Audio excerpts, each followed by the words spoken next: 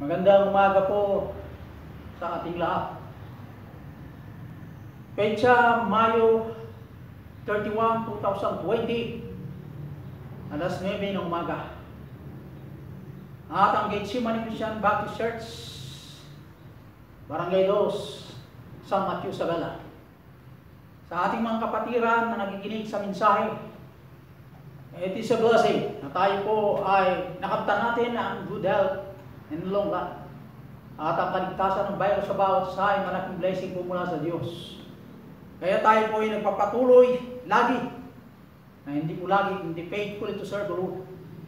Huwag tayo pong mag-aksaya o huwag tayo pong maglupay-pay sa larangan po ng paglilingkod.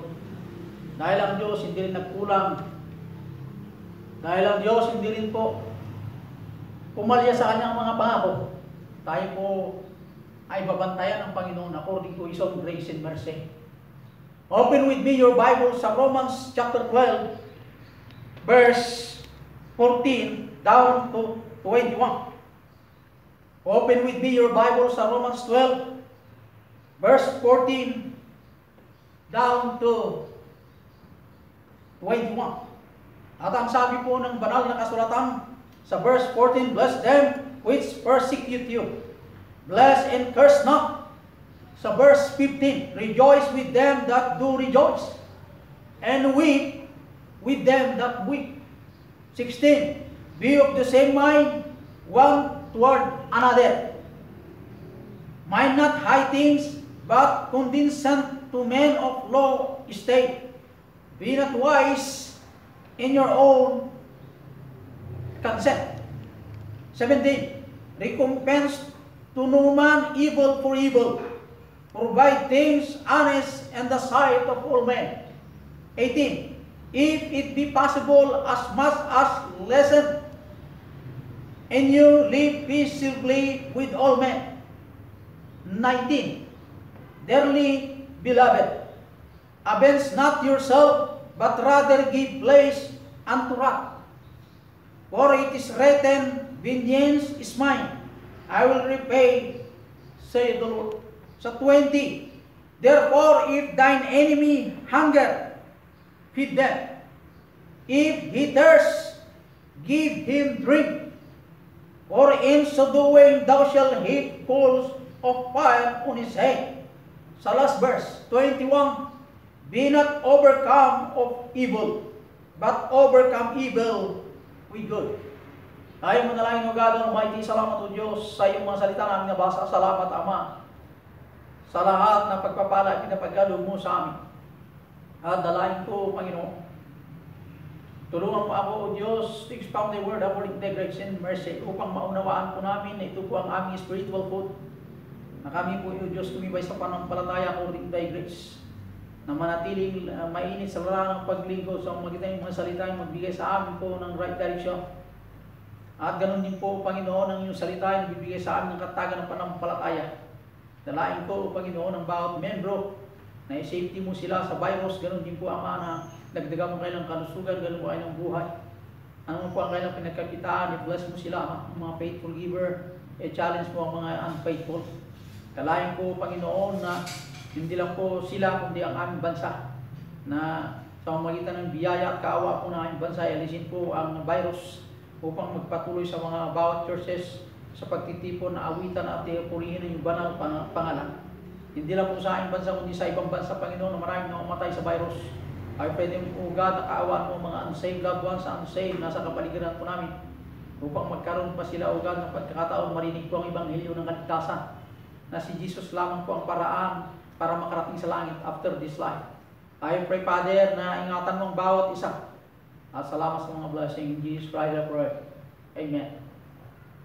Dito po sa ating talata na ating nabasa, ito po ay sulat ni Apostol Pablo sa mga taga-Romans. Bless them which persecute you. Bless and curse not. The church has responsibility to a lost and dying world, to show the life of Christ. Paul said that the believers is considered an epistles, ay itong mga epistles sa mga writings. The only Bible some people will ever have. And the remaining verses of chapter 12, it will give the method. Apostle Paul's advice to the believers of Rome. Ladies and gentlemen, I challenge you. Itong church responsibility, or the title of this message, The Responsible Life of the Church.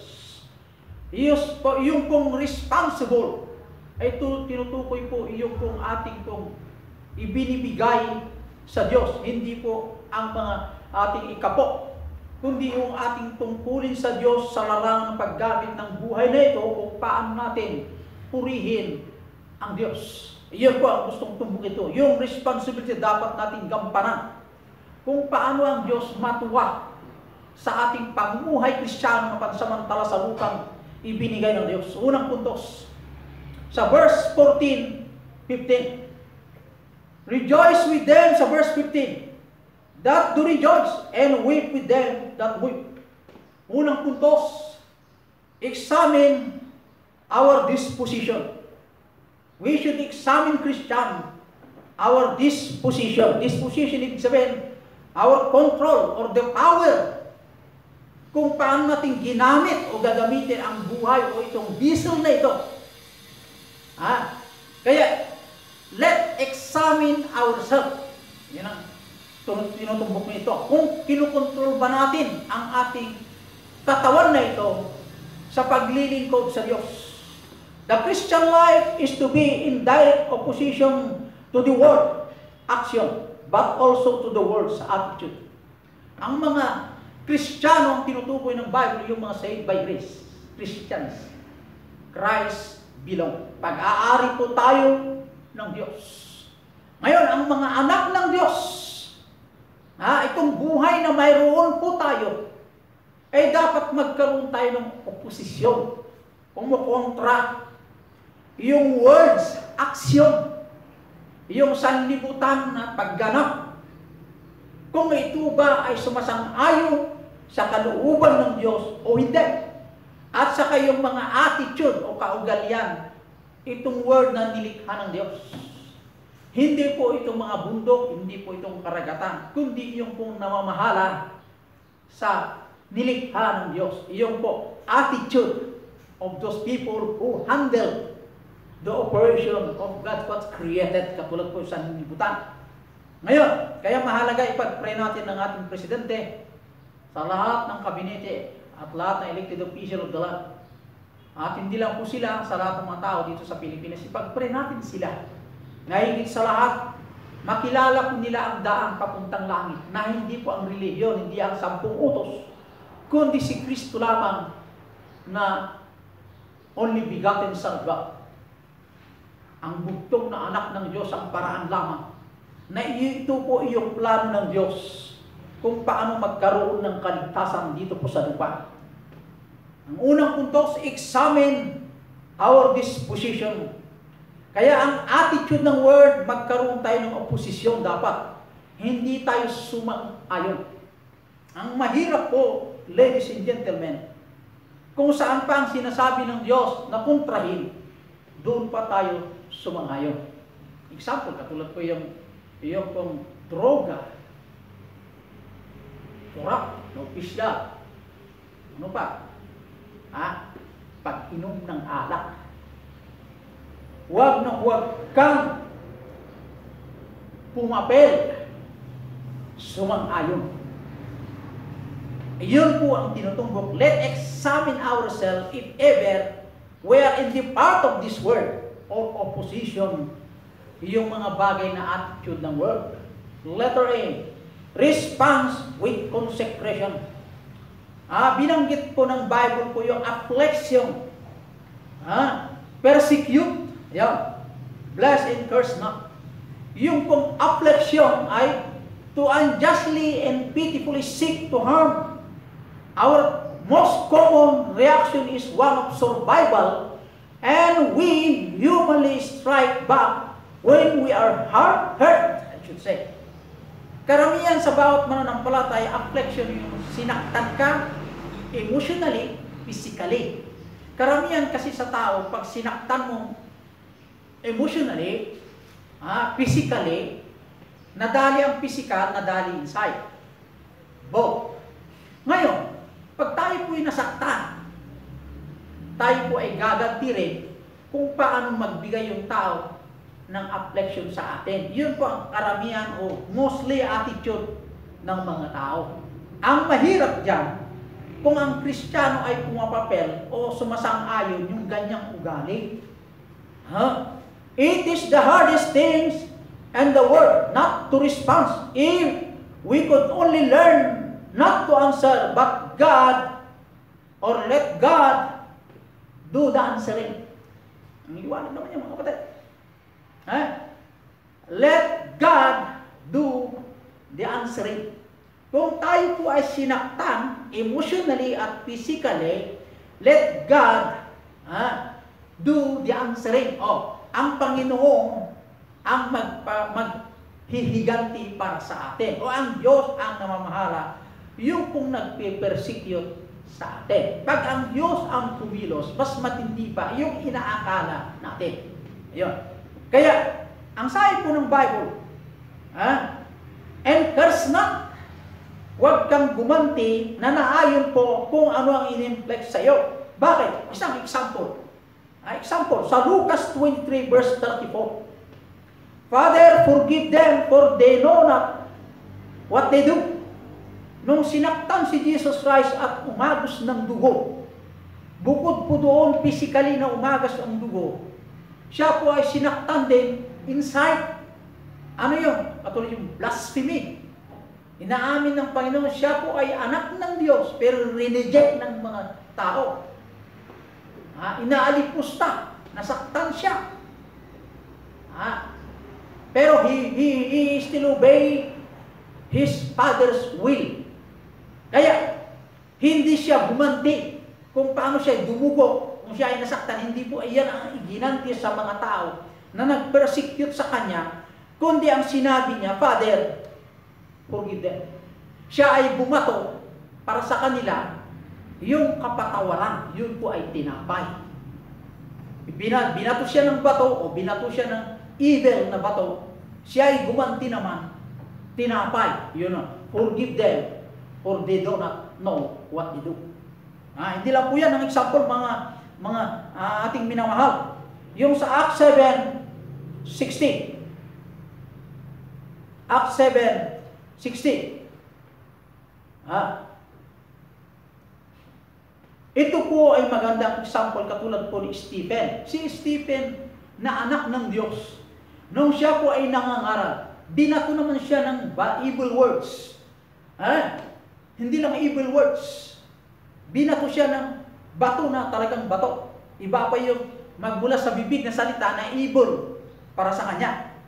Pero ang kanyang sagot, siya ay bumato, Lord, lay not this sin to their charge. Pero mo yan? Iyon po ang kanyang ibinato. Lord, lay not this sin to their charge. Panginoon, huwag mong gawin na ito po ay magiging hatol sa kanila. Sa shortcut, patawarin mo sila kasi hindi nila alam ang ginagawa. Kaya, the accusation na ginagawa itong ugali ng world, dapat ang ugali ng Kristiyano ay hiwalay sa ugali ng world. Dapat tayo po ay makadiyos na ugali. Ako, sa lahat ng mga anak ng Diyos, ay dapat mayroon tayong ganitong heavenly attitude. Kaya, members, ang hirap ang may pasok. Mahirap gawin, pero reward din naman tayo. Aanin mo ang reward, sabi po ng Bible. Kung ang tao papakitaan mong mabuti yung mga mababait lamang. Kaya nga salamat sa Diyos, mayroon mga kumukontra. Dahil kung dito tayo magkakaroon ng reward. Ayaw mo ng reward? Reward na eternal po ito, kapatid. Kaya subukan naman natin hadlangan yung ugali o attitude itong panlubang katawan. Dahil ang sabi ng Bible, ang katawang ito ay templo ng banal na Espiritu Santo. Amen? Kaya examine our disposition. Unang punto sa verse 14 and 15. Maliwanag po, ladies and gentlemen. Ito pong response with compassion, letter B. Due to accomplishment, verse 15, rejoice with them that do rejoice. It is hard to congratulate someone's success when it involves disappointment to us. Yung i-welcome mo yung success ng iba, na ito po ay nagkakaroon tayo ng involvement ng pagpakababa, mahirap i-congratulate yun. Yun po ay pananaw ng world. Pero yung pong spiritual side, pag siya po ay nagkaroon ng success, yung kaibigan o kapatiran natin, itong katawang ito ayaw niyang mag-comment na congratulate, rejoice. Yeah. Dapat ang Kristiyano magalak dahil hindi nagkaroon ng accomplishment ng kapatid na ito kung hindi lang sa biyaya ng Diyos. Yeah. Christian side ko yan. Katulad yan, si brother, maalala ko si brother Angelo. Si brother Angelo nung nag-a-apply yan, nung estudyante pa lang yan, ipinag-pray natin yan.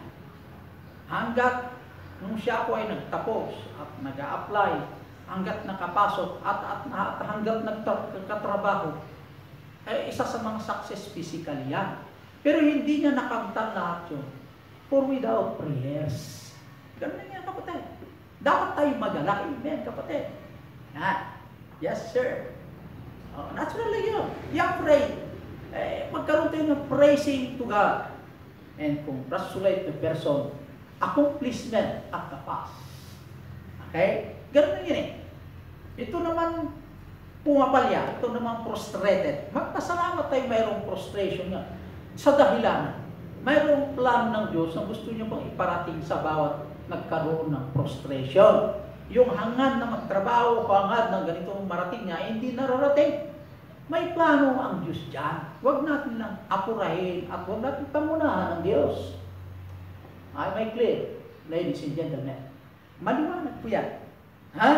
Kaya, yung pong tinutukoy na sorrow, weep with them that weep.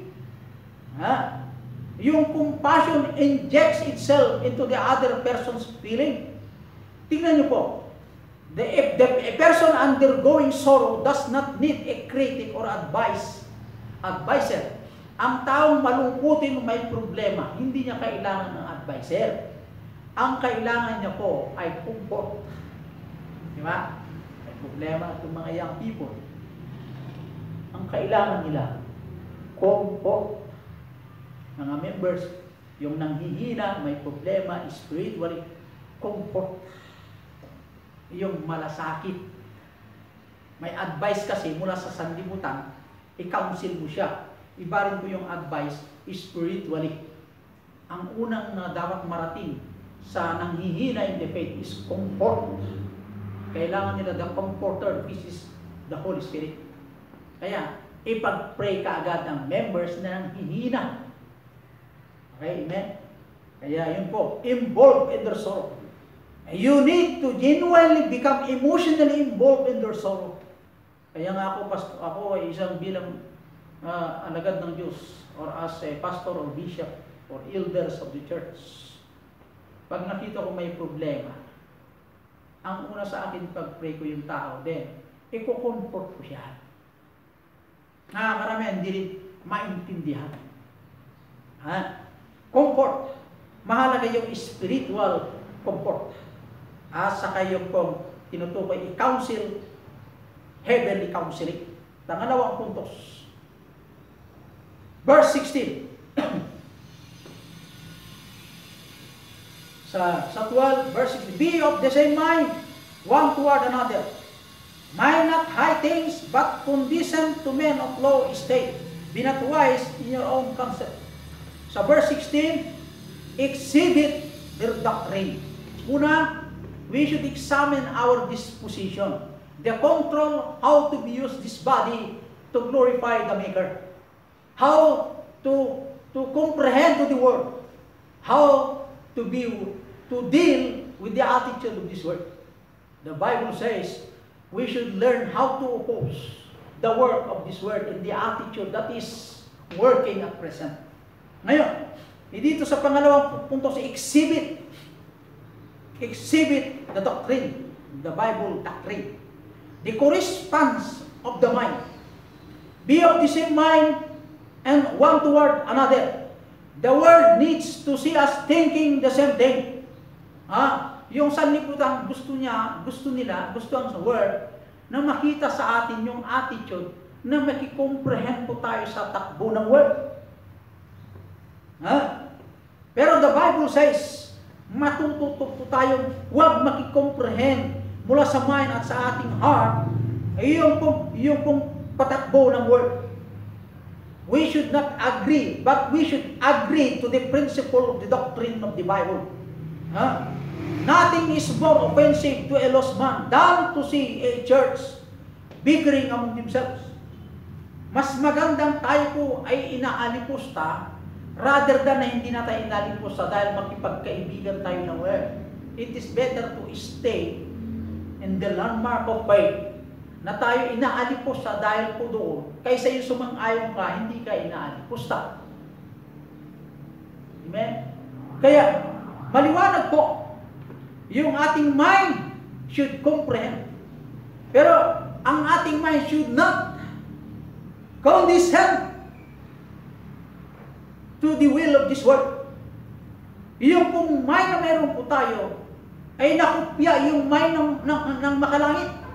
Kasi ang mind ng Diyos, ang kaisipan ng Diyos, ang kanyang kaisipan ng Ama ay binigay sa anak na ang kanyang mind at ang kanyang heart, that more souls to be saved, na maraming kaluluwa na maligtas. Sa pagligtas ng maraming kaluluwa, maraming paraan. Mayroon pong nanalangin, mayroon pong pumunta sa battlefield, mayroon pong nangangaral, mayroon pong nagdala ng ebanghelya sa kanila, at mayroon ding sumuporta financially, mayroon ding mga tither, at nagkakaroon din ng first offering. Mayroon din yung tumutulong sa magitan ng hindi lang yun, kundi sa magitan ng panalangin. At kanya-kanya po ang ating ibinibigay sa church. Pero pag nabuo, isang sulid na gawain ng Diyos, magkaroon nawa ng kaligtasan. Kaysa yung po nagkakaroon ng kanya-kanya. Corresponding from the mind. Be of the same mind, one toward another. Yung convincing motives, yung pong the people that worldly positions have a low esteem of themselves. When the world sees loving each other, regardless of our position or positions, they believe what we profess in real.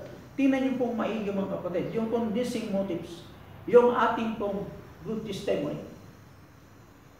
Pag ikaw po ay nag-invite sa tao, kung ang ugali natin ay sumasang-ayon sa word, hindi man maka-Diyos, pero ang bibig na lumabas ay maka-Diyos. Ang karamihan o majority sa mga nasa kapaligiran, yung pong pag-agree ng mind sa ating attitude. Mahalaga po yan. Hello? Alam mo, nagkakapi kayo, may natutulog pa, makinig po ladies niyo, kung kayo po yung nag-cellphone, tanggalin mo na cellphone. Dito ko mo mag-focus. Kailangan natin ang salita ng Diyos.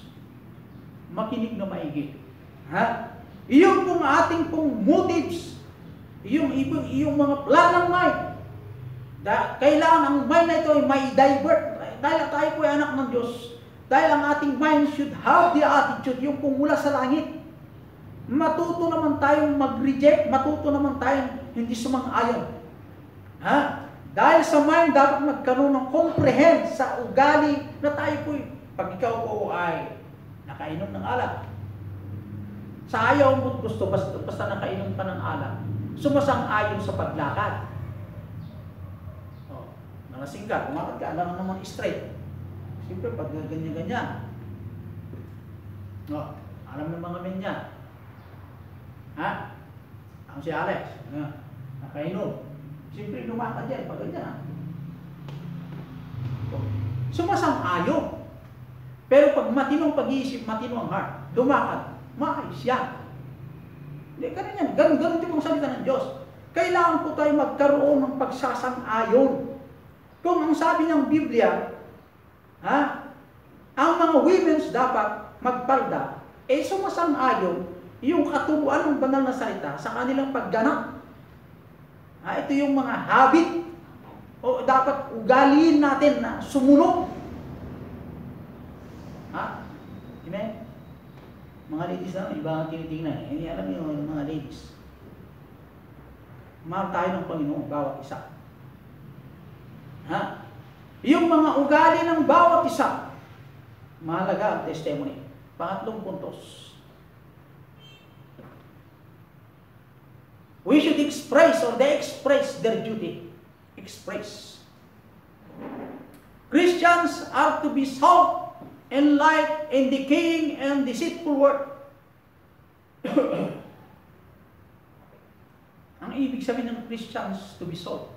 Ang Kristiyano o mga anak ng Diyos, Christ belong. Christians ang ibig sabihin niya. Christ belong. Dapat yung asin o yung ilaw huwag mawala. Kasi karamihan sa atin, yung ilaw na mayroon po tayo, tinatakpan natin para hindi mag-ilaw. So maging pagpunta mo sa Diyos, wala ka pang Bible. Ayaw mong makita ng mga tao na ikaw po ay isang anak ng Diyos, so dapat magdala ng Bible. May mga anak ng Diyos na pumunta sa inyo, wala pang Bible, kamay-kamay. Kundi ang dala, yung pong susi ng sasakyan. Kaya pagdala mo kasi yung susi, very proud ka, alam nila na may sasakyan niya. Pero kung Bible ang dala, huwag tayo mahihiya. Kasi ang Diyos hindi tayo ikinahiya kahit sa kamatayan ng Kalbaryo po, ng krus. Dapat mo naman natin ikahiya mga kapatid. Kung nakalimutan, sa sunod, huwag kalimutan. Kaya, ito pong pamumuhay na honesty, letter A. No, live in honesty sa verse 17 ng chapter 12. Recompense to no man evil for evil. Provide things honest in the sight of all men. 17 down to 21. Express their duty. Christians are to be salt and light. Kailangan po sa ating, pangailangan po natin yan. Yung pamumuhay na honest. We should have not the attitude of retaliation. Recompense to no man evil for evil. When Christians retaliate, they do not have a kindly spirit to the world of lost people. So, kailangan mamuhay po tayo na honest na pamumuhay. Sa paglilingkod, kailangan po tayo honest. Sa pagbibigay, honest. Sa larangan ng pagbibigay, maraming hindi honest eh. Kung ang kita mo isang araw ay 400, ilan ba yung kung mapunta sa Panginoon? Hindi natin kayang mag-compute. Ang alam natin mag-compute, yung papunta sa alam, papunta sa atin. Unahin mo compute papunta sa Diyos. Dahil ang Diyos na supplier, dudublehin ang iyong binibigay kung matuwid ang puso. Kung hindi matuwid ang puso, huwag ka na magbigay. Kung inakalang bibigyan ka ng Diyos kasi wrong heart ka, wrong motive. Kung magbigay ka, we should have the attitude to rejoice. Amen? Kaya ganun lang yan eh. Hindi natin maintindihan yan, ay kailangan tayong magkaroon pa ng matatag na pananampalataya. Kaya sabi mo ng Bible, have faith in God, grow in grace. Kaya, we should live honestly. Yung no reproof, provide things honest in the sight of men. When believers are unkind, conniving, or immoral, they bring blame for the name of Jesus Christ. No reproof. Dapat tayo bilang mga anak ng Diyos. Kung i-reproof mo yung mananampalataya dahil sumasang-ayon sa word, dapat magkaroon din tayo ng spiritual reproof. Mag-combine yan. Spiritual sa physical. Pag nireproof mo kasi ang tao. Amen? Nakasimangot na yan. Pero pag siya ay rejoicing, amen, matitatag ang pananampalataya, Nag-smile with heart. Thank you, brother. Thank you, pastor. Yeah.